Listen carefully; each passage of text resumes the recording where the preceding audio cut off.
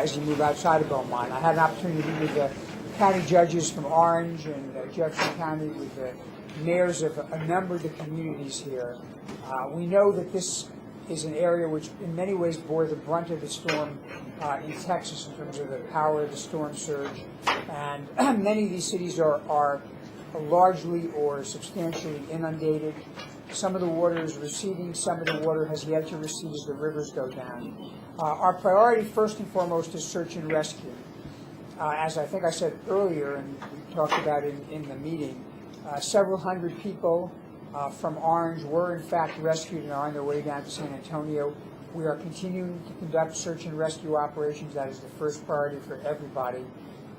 We also recognize there are issues with respect to food and water, and the plan is to open up points of distribution to get food and water in here as soon as possible. The mayors and the community leaders are going to be communicating with their citizens, and they're going to be saying, don't rush back, because there's not food, there's not water, there's still a lot of danger in the area, and the power's not on. So I really urge the citizens of these communities to listen to their mayors and their county judges about when it is safe to return. In terms of what we're doing is, I've just spoken to the forward operating representative of FEMA, who's literally just arrived in Beaumont, and within a matter of hopefully 15 minutes will be in the building to meet with the mayors.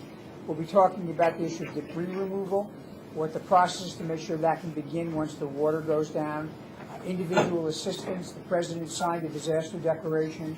That means people who are in the afflicted communities who had to leave will be able to register and get assistance if they need to have living expenses or hotel expenses while they stay away. If they come from these towns that have been inundated, they can get that. There's a website, there's a phone for doing that. We discussed that as well. Longer term, meaning hours, some additional hours down the road, we're talking about got to get fuel in here, got to get generators in here. As FEMA gets those requirements, we will work to make sure those are moving. The state is also obviously, the task force, operating the entire response and recovery issue. They're kind of coordinating it, and they were on the phone as well with the community leaders in terms of fuel, buses, things of that sort. I know that this has been a very, very trying experience. We don't yet know the full dimensions of the loss in terms of loss of life, not to mention loss of property. But we are going to be embedded here with the community and getting out and about so we can work as quickly as possible to facilitate a response to this situation.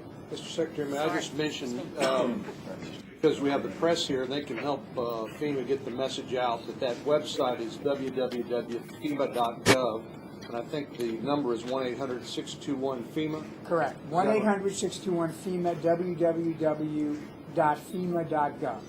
And you need to register with FEMA before you're eligible for that housing assistance, both temporary and permanent, and other benefits. So people need to register, and then hopefully help will be on the way that much faster.